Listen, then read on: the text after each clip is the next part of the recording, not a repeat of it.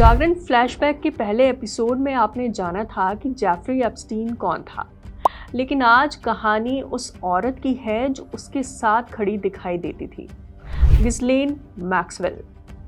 कई लोग उसे सिर्फ उसकी साथी कहते रहे, लेकिन अदालत में पेश सबूतों ने दिखाया कि वो इस नेटवर्क की अहम कड़ी थी। अगर एप्स्टीन सामने दिखने वाला चेहरा था, तो गिस्लेन पर्दे के पीछे काम संभालने वाली शख्स मानी गई।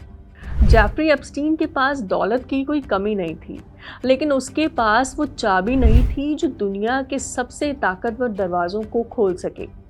वो एक अमीर अजनबी था जिसे रसूखदारों की महफिलों में बैठने के लिए एक वैध चेहरे की तलाश थी।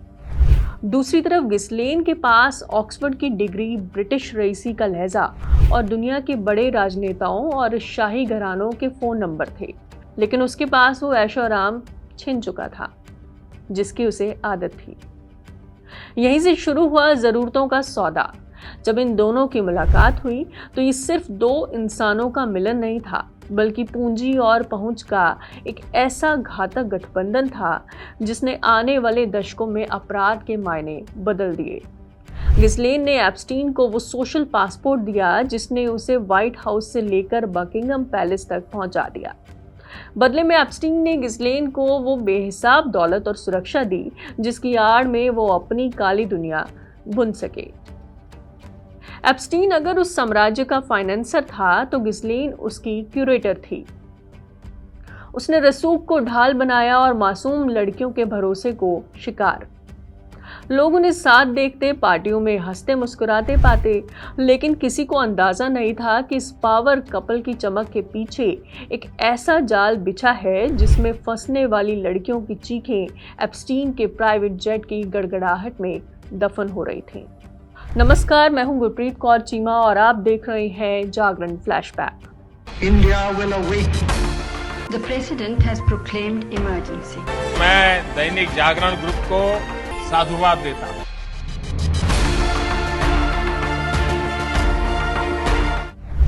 कहानी 1991 से शुरू होती है। अटलांटिक महासागर में खड़ा आलिशान यॉट लेडी गिस्लेन और उसी समंदर में उसके पिता रॉबर्ट मैक्सवेल की रहस्यमयी मौत।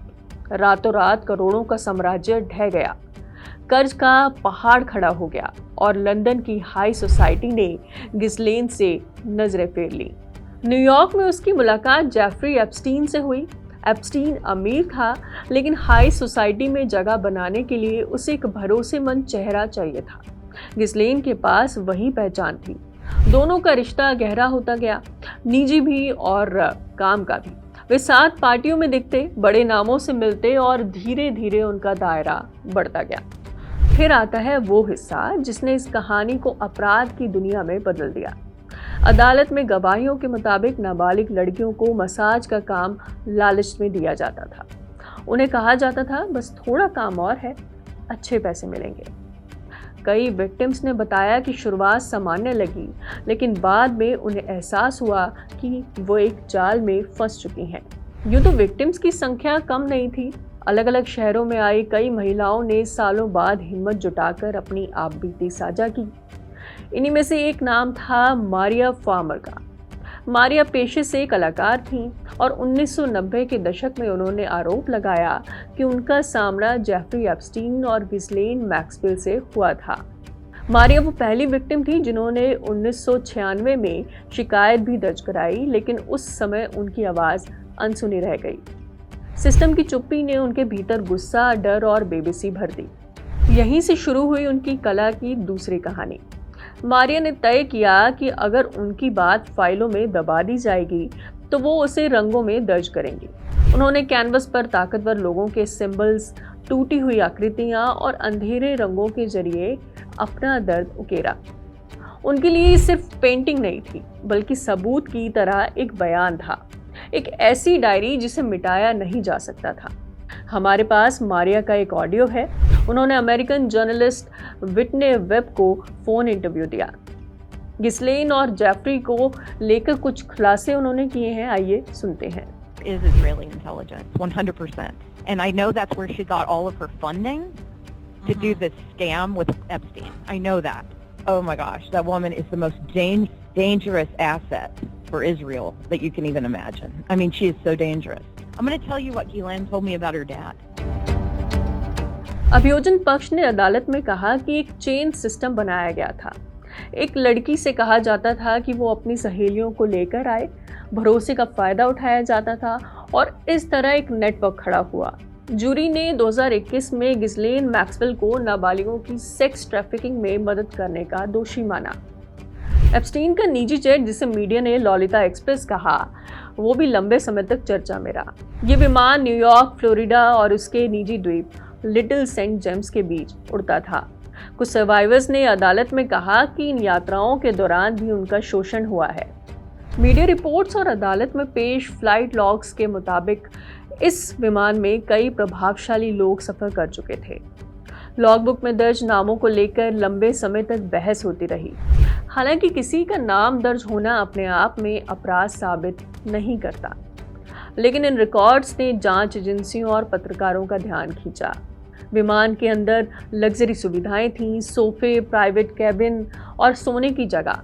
कुछ सर्वाइवर्स ने अदालत में गवाही दी कि यात्राओं के दौरान भी उनका शोषण हुआ। अभियोजन पक्ष ने ये दलील दी कि ये जेट सिर्फ यात्रा का साधन नहीं था, बल्कि ये नेटवर्क का हिस्सा था, जहां से लोगों को अलग अलग जगहों पर ले जाया जाता था। फ्लाइट लॉग्स में दर्ज यात्राएं अक्सर उस निजी द्वीप तक जाती थीं जिसे मीडिया ने एप्स्टीन आइलैंड कहा था। जांच में ये सामने आया कि विमान का इस्तेमाल अलग अलग देशों के बीच लगातार आने जाने के लिए होता था। ये जेट इसलिए भी चर्चा में रहा क्योंकि इससे जुड़े डॉक्यूमेंट्स ने कई बड़े नामों को सार्वजनिक बहस के दायरे में ला दिया। लेकिन ये समझना जरूरी है कि अदालत में दोष सिद्ध वही हुआ जो सबूतों के आधार पर साबित किया गया। लॉलिता एक्सप्रेस इस केस का प्रतीक बन गया, एक ऐसा विमान जो सिर्फ उड़ान नहीं भरता था, बल्कि अपने साथ कई सवाल भी लेकर चलता था। 2017 से 2018 में यूएस की इन्वेस्टिगेटिव पत्रकार जूरी के ब्राउन, जो मियामी हेराल्ड में वरिष्ठ रिपोर्टर रहीं, उन्होंने इस केस की फाइलें दोबारा खंगालनी शुरू की। उन्होंने पुरानी अदालत की कार्रवाई पढ़ी, पीड़िताओं से संपर्क किया और उन लड़कियों की कहानी सुनी जिनकी आवाज़ पहले कभी ठीक से सामने नहीं आई थी। उनकी investigation series perversion of justice ने दिखाया कि 2008 का समझौता कितनी गोपनीयता में हुआ था और कई विक्टिम्स को न्याय नहीं मिला। ब्राउन ने फ्लाइट लॉग, संपर्क सूची और संपत्तियों से जुड़े दस्तावेजों पर भी रिपोर्टिंग की। उनकी स्टोरी ने ये सवाल उठाया कि आखिर इतने बड़े नेटवर्क के बावजूद सजा इतनी हल्की कैसे मिली।